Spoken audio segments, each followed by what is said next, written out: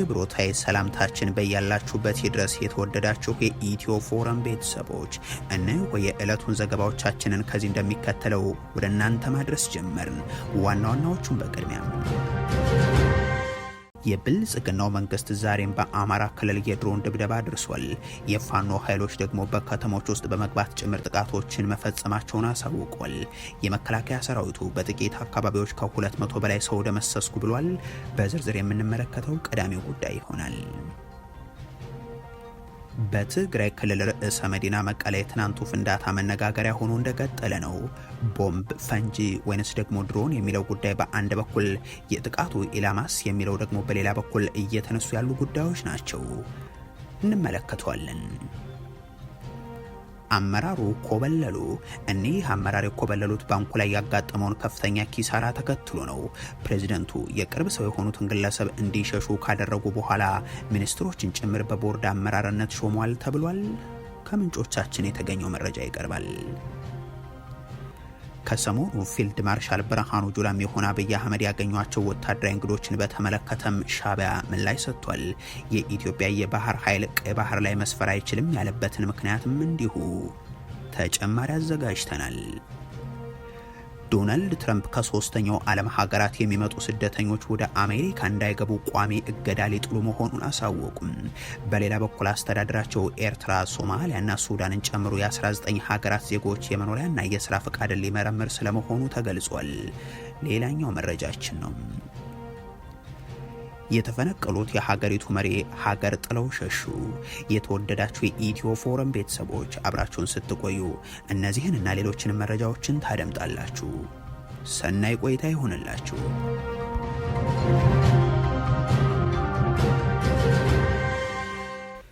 የብልጽግናው መንግስት ዛሬም በአማራ ክልል የድሮን ድብደባ ፈጽሟል። የፋኖ ኃይሎች ደግሞ በከተሞች ውስጥ በመግባት ጭምር ጥቃቶችን ማድረሳቸውን አሳውቋል። የመከላከያ ሰራዊቱ በጥቂት አካባቢዎች ላይ ብቻ ከ200 በላይ ሰው ደመሰስኩ ብሏል። እነዚህ ሶስት ዋነኛ የዕለቱ ክስተቶች በእርግጥም ያገዛዙ ሹማምንት እንደሚሉት የክልሉ ቀውስ የሽፍታም ጦረኛ መሪዎችም እንደሚገልጹት ሸለቆ ለሸለቆ ሁነት ነውን የሚለውን ጥያቄ የሚያስነሳውን በዚህ ምክንያት ነው። ከሰሞኑ በወሎ ቀጠና በአንድ ታጣቂ የተፈጸመ እጅ ላይ የደረሰው አሰቃቂ ድርጊት የሸፈናቸው በርካታ የጦር ወንጀል ድርጊቶች ውስጥ የሚመደቡ ተግባራት በአማራ ክልል የተለያዩ አካባቢዎች እየተፈጸሙ ቀጥሏል። በጎጃም ቀጠና ሰከላ አጉት ተብሎ በሚጠራ አካባቢ የሆነው አንዱ ሲሆን በቅርብ ርቀት ይደረግ ከነበረ ውጊያ በኋላ ያገዛዙ ወታደሮች በበቀል ወደ መንደር በመግባት ሰዎችን አስረው ጥልም ወደ ተሰኘ ትምህርት ቤት ማስገብተው አካላቸውን በመቆራረጥ ጅምር የገደሉበት ክስተት አንዱ ነው። ጧሪ ቀባሪ ልጃቸውን ያጡት የአካባቢው ነዋሪ ቄስ አባትም ነገሩን እንዲህ ይገልጹታል። ይዟቸው ከዛስ ይዞዱ ጥልም ተማሪ ቤት አግብቶ ምናምን ተመታ ቢባል ብዙ በየደም መለሻ ሌሊት ብንሄድ ገሎ አስወርቀው ወደ አገኛቸው በካራና ይሄ ነገራቸውን ጥርሳቸው ነው። በክልሉ የድሮን ድብደባ አሁን ዕለታዊ ክስተት የሆነ ይመስላል። ዛሬም በዛው በጎጃም ቀጠና ደጋዳሞት ዳማ ማርቆስ በተባለ ትምህርት ቤት ላይ መፈጸሙ ታውቋል። በዚሁ ቀጠና እንደ ቋሪትና ደጋዳሞት ባሉ አካባቢዎች የሚደረገው የድሮን አሰሳም የቀጠለ ሲሆን በዛሬው ጥቃት ያጋጠመ ሰብአዊ ጉዳትን በተመለከተ ግን የተባለ ነገር የለም። በክልሉ የሚደረገው ውጊያም እንዲህ በድሮን የታጀበ ብቻ አይደለም። የመከላከያ ሰራዊቱ የተለያዩ እዞችን በጥቂት ሳምንታት ውስጥ ባወጧቸው ሪፖርቶች በሺዎች ደመሰስን የሚሉበት የፋኖ ኃይሎችን በበርካታ ሺዎች መግደላቸውን እየገለጹ የቀጠሉበት ጭምር እንጂ ይህን ነው እንግዲህ የ4 ኪሎ ሰዎች የሽፍታ እንቅስቃሴ በሚል የሚገልጹት። በእርግጥ የባህር ዳር ተላላኪዎቻቸውም ከሰሞኑ የተናገሩት ስለመሆኑ መዘገባችን የሚታወስ ነው። አሁን ወታደራዊ የበላይነት የለውም እኮ ጠንካራ ሽፍታ ድሮም አለ። 80ዎቹ ውስጥ 90ዎቹ ውስጥ እኮ ሽፍታ አለ። ስፋቱ በዛ ብሎ ይሆናል እንጂ ሽፍታ ነው ያለው። አሁን እኛ ተዋጊ የለንም። በየአካባቢው ሰርጎ ገብቶ ጥቃት የሚያደርስ ሌባ ነው እንጂ ያለው ወታደራዊ የበላይነት ያለው ኃይል የለም። በዛ ደረጃ የሚታይ የለም። ይሄ ሁኔታ በሽፍትነት ይቀጥል ካልሆነ መስተቀር ይሄ መንግስት ንቅንቅ ተዋጊ የለም ሽፍታ እንጂ የሚሉ ሱፍ የለበሱ ባለስልጣናት ብልጽግና ያሉትን ያክል፣ በሌላ ወገን ደግሞ በጥቂት ስፍራ ብቻ 209 ሰው ከባድ ትንቅንቅ አድርገን እንደመሰስናቸው የሚሉ ሬንጀር የለበሱ ወታደራዊ አዛዦችም አሉት አገዛዙ። የሌትናንት ጀነራል መሐመድ ተሰማው ምስራቅ እዝም በሰሜን ጎጃም፣ ምዕራብ ጎጃም በአዊ ዞን ከ200 በላይ ሰው ገደልኩ፣ ዶሽቃም ስናይፐር እና መትረየስን ጨምሮ በርካታ የቡድንና የነፍስ ወከፍ መሳሪያዎችን ማረኩ እያለም ዛሬ ባወጣው ሪፖርቱ ላይ አቅርቧል። ብልጽግና ሞርታርን ጨምሮ እንግዲህ እንዲህ ያሉ የቡድን መሳሪያዎችን ጭምር ከሽፍታ ማራኪ ሆኗል ማለትም ይሆናል። የፋኖ ኃይሎች በበኩላቸው በተለያዩ ስፍራዎች የደፈጣና የከተማ ውስጥ ጥቃቶችን እየፈጸሙ ስለመሆኑ ያስረዳሉ። ዛሬ በሰሜን ሸዋ ዞን አንኮበር አልዩ አምባ ከተማ ውስጥ፣ በምስራቅ ጎጃም ደብረ ኤልያስም የደረሰውም ይነሳል። ትናንት በወሎ ቀጠና አምባሰል ጊሼን አካባቢ፣ በሰሜን ሸዋ ዞን ደብረ ብርሃን አቅራቢያ ጉዶ በረት ቀጠና የነበሩት ውጊያዎችም በደርዘን የሚቆጠሩ የመንግስት ወታደሮች የተደመሰሱባቸው ናቸው ይላሉ የፋኖ ኃይሎች። በትግራይ ክልል ርዕሰ መዲና መቀለ የትናንቱ ፍንዳታ መነጋገሪያ ሆኖ እንደቀጠለ ነው። ቦምብ፣ ፈንጂ ወይንስ ደግሞ ድሮን የሚለው ጉዳይ በአንድ በኩል፣ የጥቃቱ ኢላማ ደግሞ በሌላ በኩል እየተነሱ ያሉ ጉዳዮችም ናቸው። በመቀለ ከተማ ትናንት ምሽት 4 ሰዓት ተኩል ገደማም ልዩ ስሙ አዲ ሀቂ በሚባል አካባቢ ነው ፍንዳታው የደረሰው። ይህ ፍንዳታ የነበረው ድምጽ ግን በበርካታ የከተማዋ አካባቢዎች የተሰማ ስለመሆኑ ኢትዮ ፎረም ከነዋሪዎቹ ሰምቷል። ከፈጠረው ንዝረት አንጻር በእጅ ቦምብ የተፈጸመ ጥቃት እንዳልሆነ ለመገመት አያዳግትም የሚሉ አንድ ለጉዳዩ ቅርበት ያላቸው ምንጭ አስቀድሞ የተጠመደ ፈንጂ ይሆናል የሚለው ግምት ሚዛን የሚደፋ ስለመሆኑ ያስረዳሉ። ፍንዳታው የደረሰው በአዲ ሀቂ ካምፓስ አጥር ስር ስለሆነም ከዚህ ስፍራ በቅርብ ርቀት ደግሞ የክልሉ ሰላምና ጸጥታ ቢሮ ኃላፊ ሌትናንት ጀነራል ፍስሐ ኪዳኑ መኖሪያ ቤት ይገኛል የሚሉት ምንጮቹ ዓላማውም ከዚህ የጥቃት ስፍራ በመነሳት መገመት እንደሚቻል አስቀምጧል። የክልሉ አንድ የፖሊስ አመራር ደግሞ በጥቃቱ ስፍራ የነበረ ቅሪትን በመውሰድ ማጣራት እየተደረገ ስለመሆኑ ይጠቅሳሉ። በአንዳንዶች ዘንድ የድሮን ጥቃት ሊሆን ይችላል የሚል ጥርጣሬን ቢያሳድርም ጉዳዩ ግን ከዛ የራቀ እንደሆነ እንደሚያምኑም አብራርተዋል። በዚህ ፍንዳታ በቁስ ላይ ከደረሰ መጠነኛ ጉዳት በስተቀር ሰብአዊ ጉዳት አላጋጠምም። በጉዳዩ ላይ የከተማዋ ሰላምና ጸጥታ ቢሮ የሰጠው ምላሽ ደግሞ የቦምብ ፍንዳታ ደርሰዋል የሚል ነው። የከተማዋ ሰላምና ጸጥታ ጽሕፈት ቤት ኃላፊ የሆኑት ረዳኸኝ ፍሳም ህዝብን ለማሸበር ተልዕኮ የተሰጣቸው የጥፋት ኃይሎች ሲል የጠራቸው አካላት የቦምብ ጥቃቱን መፈጸማቸውን፣ ሆኖም የቦምብ ፍንዳታው በሰውም ይሁን በንብረት ላይ ያደረሰው ጉዳት ግን እንደሌለ ተናግሯል። የአክሱም ጽዮንና ከጥቂት ቀናት በኋላ ደግሞ የአካል ጉዳተኞች ትልልቅ መርሃ ግብሮች በክልሉ ከሰሞኑ የሚደረጉ ሁነቶችም ናቸው። የከተማዋ ሰላምና ጸጥታ ቢሮ በጥቃቱ የከተማ ኗሪዎች መሸበራቸውን ገልጾ የጥቃቱ ዓላማም ሁከትና ብጥብጥን ለመፍጠር ሆነ ተብሎና ታስቦበት እየተከናወነ ነው ይላል። ጽሕፈት ቤቱ የጸጥታ አካላት የቦምብ ጥቃቱን ፈጻሚዎችን በቁጥጥር ስር ለማዋል በጋራ እየሰሩ ስለመሆኑም ያክላል። መሰል ጥቃቶችን በማቀነባበር ተግባር ላይ የተጠመዱ ግለሰቦች በከተማ ውስጥ ከፍተኛ ችግር እየተፈጠረ እንዳለ በማስመሰል ሐሰተኛ መረጃዎችን እያሰራጩ ነው በማለት የከሰሰው ጽሕፈት ቤቱ ሆኖም ከቦምብ ጥቃቱ ውጭ ሌላ አንዳች ችግር አልተፈጠረምም ብሏል። ህወሓትና የትግራይ ጊዜያዊ አስተዳደር ባለፉት ተከታታይ ሳምንታት ባወጧቸው መግለጫዎች በተለይም የፌደራል መንግስቱ በሚደግፋቸው ታጣቂ ኃይሎች በኩል ክልሉን የሁከትና ግርግር ለማድረግ እየተሰራ ነው ሲሉ መክሰሳቸው የሚታወቅ ነው። አመራሩ ኮበለሉ። እኒህ አመራር የኮበለሉት ባንኩ ላይ ያጋጠመውን ከፍተኛ ኪሳራ ተከትሎ ነው። ፕሬዚደንቱ የቅርብ ሰው የሆኑትን ግለሰብ እንዲሸሹ ካደረጉ በኋላ ሚኒስትሮችን ጭምር በቦርድ አመራርነት ሾመዋልም ተብሏል። በሶማሌ ክልል የሶማሌ ማይክሮ ፋይናንስ ተቋም ተብሎ የሚታወቀውና በሃሎካሽ የሚታወቀው ተቋም የሙስጠፋ መሐመድ አስተዳደር ከጥቂት ዓመታት በፊት ነው ወደ ሸበሌ ባንክነት የቀየረው። በክልሉ ማህበረሰብ ዘንድ የሚታወቁት እንደ ሱልጣን አብዲ አሊ ሸጋ፣ ጉሌድ ኡመር ጄስ፣ አብዱላሂ ራባህ ያሉ ሰዎችን የቦርድ አመራር በማድረግ እንደዚሁም የርዕሰ መስተዳድሩ የቅርብ ዘመድ የሆኑት አቶ ከድር አህመድ አብዲን በዋና ስራ አስፈጻሚነት በመሾም የተጀመረው የሸበሌ ባንክ 30 በመቶ የህዝብ አክሲዮን፣ 70 በመቶ ደግሞ የክልሉ መንግስት ፋይናንስ እንዲያደርጉት የተወሰነበትም ነበር። እንደ ጣቢያችን ምንጮች ይህ ግን እምብዛም ሳይጓዙ ወደ ኪሳራ እየተቀየረ ሄደም።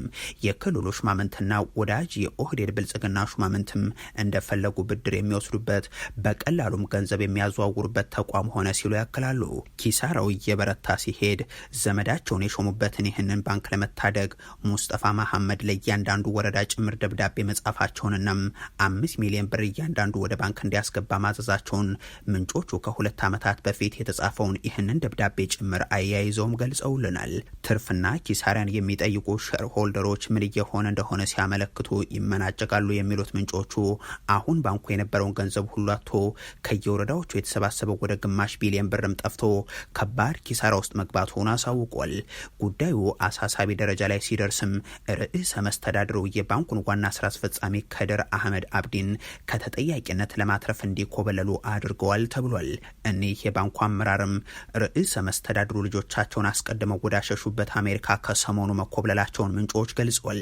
ከአንድ ወር አካባቢ በፊትም በተመሳሳይ ከዚህ አስቀድሞ የቦርድ አመራር የነበሩ ታዋቂ ሰዎች መልቀቃቸው የታወቀ ሲሆን እነዚህን ለመተካት በሚል ደግሞ ርዕሰ መስተዳድሩ ሙስጠፋም ሚኒስትሮችን ጭምር መሾማቸው ተገልጿል። ምክትላቸው ኢብራሂም ኡስማን ከውሃ ፕሮጀክቶች የሙስና ተግባር ጋር ስማቸው ተደጋግሞ የሚነሳው የብልጽግናው ሹም ሁሴን ቃሲም፣ የጤና ሚኒስትር ዴኤታ ሳህራላህ አብዱላሂ ወዘተም ከነዚህ ውስጥ ይገኙበታል። የኮበለሉትን የባንኩን ኃላፊ ተካሉ የተባሉት አብዱል ጃሃድ ሐሰን መሐመድ የተባሉት አዲሱ ሹመኛም አንደኛ ባንኩ ኦዲት እንዲደረግ መጠየቃቸው፣ ባንኩ ገንዘብ ከሌለው ደግሞ ከሌላ ባንክ ጋር እንዲዋሃድ እንዲደረግ ማንሳታቸውን የተሰማው የክልሉ ባለስልጣናት የሙስና ተግባራት ማከናወኛ ተቋም መሆኑን ተከትሎ ያጋጠመው ኪሳራም አመራር የሚኮበለልበትና እንዲዋሃድ የሚጠየቅበት ሁኔታ ላይ ደርሷል ሲሉም ምንጮቹ አንስተዋል። ከሰሞኑ ፊልድ ማርሻሉም ይሁን አብይ አህመድ ያገኟቸውን ወታደራዊ እንግዶችን በተመለከተ ሻዕቢያ ምላሽ ሰጥቷል። የኢትዮጵያ የባህር ኃይል ቀይ ባህር ላይ መስፈር አይችልም ያለበትን ምክንያትም እንደዚሁ የብልጽግናና የሻዕቢያ ቃላት ጦርነት እንደቀጠለ ነው። ሁለቱ አገዛዞች ጦርነት ድባብ ውስጥ ዜጎቻቸውን ማሰንበት አንዱ የመግዣ ስልታቸው ነውና ያሁኑ የቃላት ምልልሳቸውም ከዛ የዘለለ አይደለም የሚሉ ያሉትን ያክል ጦርነት ናፋቂ መሪዎች ናቸውና ወደዛው ለማምራት ተቃርበዋል የሚል መከራከሪያ ያላቸውን በርካታዎች ናቸው። አቶ ጌታቸው ረዳም ኢሳያስም አብይ አህመድንም ጄኖሳይደር እንደሆኑ ለማንሳት ባልወደዱበት ሰሞነኛው የአልጀዚራው መድረክ ላይ አብይና ኢሳያስ አሁንኛውን ውጥረት ያረግቡታል፣ ቢያንስ በቅርቡ የሚከፈት ጦርነት የለም እመኑ ሲሉ መናገራቸውም የሚታወስ ነው። አብይ አህመድ እንደሚፎክሩት ኤርትራን የሚወሩ ከሆነም የኖቤል የሰላም ሽልማታቸውን መመለስ እንዳለባቸው እንደሚያምኑ ገልጸው እንደነበርም እንደዚሁ። ከሰሞኑ ደግሞም የብልጽግናው ሹማምንት የተለያዩ ሀገራት ወታደራዊ አመራሮችን ተቀብለው አነጋገሩ።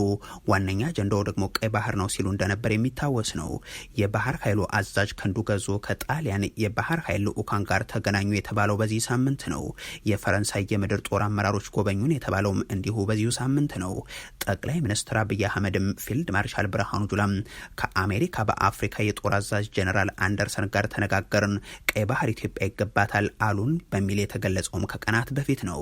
እነዚህ ሁሉ ሁነቶችና መግለጫዎችን ተከትሎ ሻዕቢያ በቃል አቀባዩ በኩል እንደተለመደው ምላሹን ይዞ ወጥቷል። እነዚህን መደበኛና ወቅታዊ ወታደራዊ ጉብኝቶችን ለተሳሳተ ግንዛቤ መፍጠሪያና ሰሞነኛ አጀንዳ ተደርገው ጥቅም ላይ እየዋሉ ነው በሚልም ነው የገለጸው። ቃል አቀባዩ የማነ ገብረ መስቀል የኢትዮጵያ ገዢ ብልጽግና ፓርቲ የውጭ ወታደራዊ አዛዦች በአዲስ አበባ አንዳንድ ጊዜ የሚያደርጓቸውን ተራ ጉብኝቶች አጣሞ የማቅረብ አሰልች አካሄድ መጀመሩን ጠቅሷል። የአሜሪካ የአፍሪካ ወታደራዊ እዝ እንደዚሁም የጣሊያን ባህር ኃይልና የፈረንሳይ ጦር ኃይል አዛዦች በኢትዮጵያ ያደረጓቸው ጉብኝቶች የባህር በር ማግኘት ፍላጎቱን የሚደግፉ አስመስሎ ማቅረቡን አስረድቷል። ብልጽግና በቀይ ባህር ዳርቻ የባህር ኃይል ጣቢያ የማቋቋም ፍላጎት የደህንነት አመክንዮም ሆነም ትሩፋት የለውም ብለው የኢትዮጵያ የባህር በር ማግኘት ጉዳይ ዋናው ውዝግብ እንዳልሆነ በማንሳት ለንግድ አገልግሎት አዋጭ ስምምነት በመፈጸም የምትጠቀምበት በርካታ አማራጮች አሏት ይላሉ። የጉዳዩ ዋናው ውዝግብ የባህር በር አይደለም ያሉት የማነም ኢትዮጵያ ለንግድ አገልግሎት አዋጭ የሆኑ ስምምነቶች ላይ ለመድረስ በርካታ አማራጮቿን እንድትጠቀም ሲያመላክቱም ተስተውሏል። የማነ የራስን የባህር በር ማግኘት የሚባለውን አጀንዳ ግን አደገኛና የኢትዮጵያ ጎረቤቶች ሉዓላዊና የግዛት አንድነትን የሚጣረስ ነው ሲሉም ገልጿል። የማነ ሌላኛው የብልጽግና ፓርቲ አስገራሚ ያሉት ጉዳይ የራስን የባህር በር ጥያቄ ቀይ ባህር ዳርቻ ላይ የባህር ኃይል ጣቢያ ለማቋቋም ፍላጎት ያለው መሆኑ በተደጋጋሚ መግለጹ ነው በማለት የተቹበት ነው። የንግድ ልውውጡን በቀይ ባህር በኩል የሚያደርግ ማንኛውም ሀገር ቀይ ባህር ዳርቻ ላይ የባህር ኃይል ጣቢያ የማቋቋም ህጋዊ መብት ይኖሯል ማለት እንዳልሆነ በማንሳት ዶናልድ ትራምፕ ከሶስተኛው ዓለም ሀገራት የሚመጡ ስደተኞች ወደ አሜሪካ እንዳይገቡ ቋሚ እገዳ ሊጥሉ መሆኑን አሳወቁ። በሌላ በኩል አስተዳደራቸው የኤርትራ፣ ሶማሊያና ሱዳንን ጨምሮ የ19 ሀገራት ዜጎችን የመኖሪያና የስራ ፈቃድ ሊመረምር መሆኑ ተገልጿል። ፕሬዚደንት ዶናልድ ትራምፕ ከሁሉም የሶስተኛው ዓለም ሀገራት ስደተኞች ወደ አሜሪካ እንዳይገቡ የሚያደርግ ዘላቂ እገዳ ለመጣል እቅድ እንዳላቸው ያሳወቁበት መልእክት መነጋገሪያ ሆኗል። ይህ የፕሬዚደንቱ ሀሳብ የተሰማው ባሳለፍነው ረቡዕ አንድ አፍጋኒስታናዊ ስደተኛም ዋሽንግተን ውስጥ 2 የብሔራዊ ዘብ አባላት ላይ ተኩሶ ክፉኛ ካቆሰላቸውና አንደኛዋም ህይወቷ ካለፈ በኋላ ነው። ትራምፕ በጽሁፋቸው አሜሪካ ሙሉ በሙሉ እንድታገግም ከሁሉም የሶስተኛው ዓለም ሀገራት የሚመጡ ስደተኞች ላይ ቋሚ እገዳ እጥላለሁ፣ እንደዚሁም በባይደን ዘመን ወደ ሀገሪቱ እንዲገቡ የተደረጉ ሚሊዮኖችን ፈቃድ ሰርዛለሁ ሲሉ በራሳቸው የማህበራዊ ሚዲያ መድረክ ላይ አስፍሯል። ትራምፕ ምንም አይነት ዝርዝር ማብራሪያ ሳይሰጡ በደፈናው የሶስተኛው ዓለም ሀገራት በማለት የጠቀሷቸው በመጣኔ ሀብት እድገት በዝቅተኛ ደረጃ ላይ ያሉትን በዓለም ደቡባዊ ንፍቀ ክበብ ውስጥ የሚገኙ ሀገራትን እንደሆነ ይታመናል። ከገዳው በተጨማሪ ለአሜሪካ ጠቃሚ ሀብት የማይሆኑ ወይንም ደግሞ ሀገሪቱን መውደድ የማይችሉትን ጭምር ከአሜሪካ እንዲወጡ እንደሚያደርጉም አመልክቷል። ፕሬዚደንት ዶናልድ ትራምፕ በግል የማህበራዊ ትስስር ገጻቸው ላይ ባሰፈሩት ጽሁፍ ላይ አብዛኛው በአሜሪካ የሚኖሩ የውጭ ዜጎች በቀውስ ውስጥ ካሉ ሀገራት፣ ከእስር ቤት፣ ከአእምሮ ህሙማን ተቋማት የወጡ እንደዚሁም ወሮበሎች አሊያም ደግሞ እጽ አዘዋዋሪዎች ናቸው በማለት በሀገሪቱ ለሚከሰቱ የወንጀል ድርጊቶች ተጠያቂ አድርገዋቸዋል። ስደተኞችን በተመለከተ በትራምፕ አስተዳደር እየቀረቡ ያሉ ሀሳቦች ይፋ የሆኑት የ29 ዓመቱ የቀድሞ የሲአይኤ ሰራተኛ አፍጋኒስታናዊ የፈጸመውን ጥቃት ተከትሎ ነው። ባለፈው ጥቅምት ወር የአሜሪካ መንግስት እንዳሳወቀው ከሆነ በመጪው የአውሮፓውያኑ ዓመት 7500 ብቻ ስደተኞችን እንደሚቀበል ገልጿል። ይህም አሃዝ ከ1980 ወዲህ በጣም ዝቅተኛው ነው። ይህ በእንዲህ እንዳለ የዶናልድ ትራምፕ አስተዳደር ኤርትራን ጨምሮ ከ19 ሀገራት ወደ አሜሪካ የገቡ በሁሉም ዜጎች የመኖሪያ ፈቃዶች ላይ እንደገና ምርመራ ሊያደርግ መሆኑ ተነግሯል። የአሜሪካ የዜግነትና የኢሚግሬሽን አገልግሎት ኃላፊ እንዳሉት ከሆነም ፕሬዚደንት ዶናልድ ትራምፕ አሳሳቢ ከሆኑ ሀገራት የመጡ ስደተኞች በሙሉ እያንዳንዳቸው የመኖሪያና የስራ ፈቃዳቸው በጥብቅ እንደገና እንዲመረመር መመሪያ ሰጥቷል። እነዚህ ሀገራትም ኤርትራ፣ ሶማሊያ፣ ሱዳን፣ ሊቢያና ዲሞክራቲክ ኮንጎን ጨምሮ አፍጋኒስታን፣ የመን፣ ኩባ፣ ሃይቲ፣ ኢራንና ቬንዙዌላን የሚያካትት ነው። የተፈነቀሉት የሀገሪቱ መሪ ሀገር ጥለው ሸሹ። በሀገሪቱ በወታደራዊ መፈንቅለ መንግስት ስልጣን ላይ በወጡ ወታደሮች ታስረው የሰነበቱት ፕሬዚደንት ኡማሮ ሲሴኮ ኢምባውሎ ከወታደሮች ስር ተለቀው ወደ ሴኔጋል እንዲሸሹ ተደርገዋል። ባለፈው እሁድ በጊኒ ቢሳው ፕሬዚደንታዊና ፓርላሜንታዊ ምርጫ ተካሂዶ ፕሬዚደንቱ እንደተለመደው እንደ በርካታ የአፍሪካ ሀገራት መሪዎች ሁሉ አሸነፍኩ ማለታቸው ይታወሳል። በዚህ መካከል ነበር ብጥብጥ እንዳይከሰትና ሁኔታውን ለማረጋጋት በሚል በመሀል የገባው የሀገሪቱ ጦር ከአንድ ቀን በኋላ በተደራጁ ከፍተኛ የጦር መኮንኖቹ አማካኝነት ማለትም ባለፈው ረቡዕ መፈንቅለ መንግስት ማከናወኑንና ስልጣኑን በኃይል መቆጣጠሩን ይፋ ያደረገው። መፈንቅለ መንግስቱ የተመራው በራሳቸው በፕሬዚደንት ኡማሮ ሲሴኮ ኢምባውሎ የግል ጠባቂና የሀገሪቱ ፕሬዚደንታዊ ዘብ ዋና አዛዥ በነበሩት ጄኔራል ዴኒስ ንካና ሲሆን ጦሩ በመጨረሻም ፕሬዚደንት ኢምባውሎን በቁጥጥር ስር በመዋል ማሰሩ ይታወሳል። አሁን ደግሞ ከፍተኛ ወታደራዊ ቡድኑ በትናንትናው ዕለት ጄኔራል ሆርታ ንታምን የሀገሪቱ መሪ አድርጎ መሾሙን የገለጸ ሲሆን እርሳቸውም በቀጣዩ ለ1 ዓመት የሀገሪቱ መሪ ሆነው ለማስተዳደር ቃለ መሐላ ፈጽሟል። ዛሬ ደግሞ በጊኒ ቢሳው በመፈንቅለ መንግስት በኃይል መንበረ ስልጣኑን በተቆጣጠሩት ወታደራዊ መኮንኖች በእስር ላይ የሰነበቱት ፕሬዚደንት ኢምባውሎም ለቀዋቸው ወደ ሴኔጋል መሸሻቸው ታውቋል። የተወደዳችሁ የኢትዮ ፎረም ቤተሰቦች ለዛሬ ያሉን መረጃዎች ይህን ይመስሉ ነበር። አበቃን። ቸር ያሰማን።